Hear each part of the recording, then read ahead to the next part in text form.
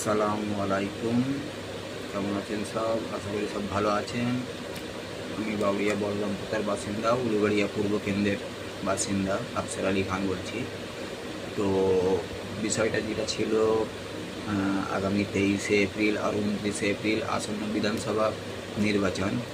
তো আসন্ন বিধানসভা নির্বাচনে এবারে যেসব পলিটিক্যাল পার্টিগুলো নেমেছে তাদের মধ্যে অন্যতম তো আপনারা বুঝতেই পারছেন, সবথেকে সেরা টিএমসি।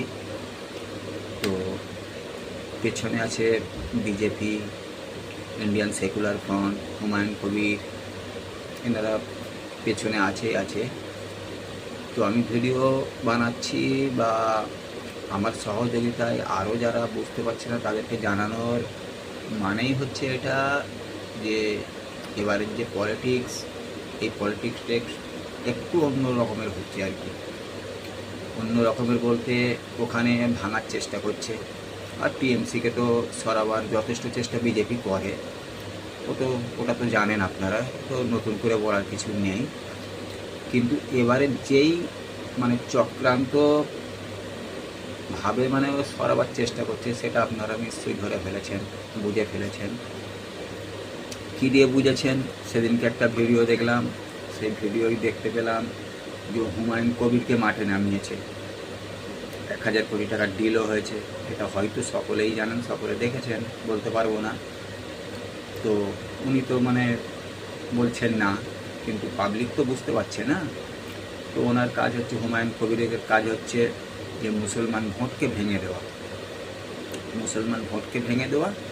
আর সাথে এদিকে তো শুভেন্দুবাবু এরা তো নেমেইছে, কখন যোগীকে নিয়ে আসছে, কখন প্রধানমন্ত্রী মোদিজিকে নিয়ে এসে এনাদের কাজ হচ্ছে ওই মন্দির মসজিদ, হিন্দু মুসলমান, পাকিস্তান হিন্দুস্তান, এগুলো হচ্ছে এদের কাজ আর কি। তো এরা এগুলোকে বলে বলে যত আমাদের হিন্দু মা বোন দাদা দিদি সব আছে, এদেরকে নিজের আয়ত্তে আনার অনেক যথেষ্ট পরিমাণে চেষ্টা করছে। আর ওদিকে হুমায়ুন কবিরকে মাঠে নামিয়ে দিয়েছে যে মুসলমান ভোটগুলোকে ভেঙে দাও। তাহলে সেই ক্ষেত্রে এরা ভাবছে দিদি সরে যাবে, কিন্তু পসিবল নয়। পশ্চিমবাংলার মানুষের কাছে এটা করা কোনো রকমের পসিবল নয়, ইম্পসিবল। কেন? পশ্চিমবাংলার মানুষ যথেষ্ট বুদ্ধিওয়ালা, এটা আমি ভালো করে জানি। এখানকার সেদিনকে আমার একটা বন্ধুর সঙ্গে কথা হচ্ছিল, আমার বন্ধুর সঙ্গে চ্যালেঞ্জ হচ্ছিল যে পশ্চিমবাংলার মানুষ কতটা চালাক এবারে বোঝা যাবে। যদি কোনো কারণে তোদের দিদিকে হারিয়ে দেয়, ভাববো যে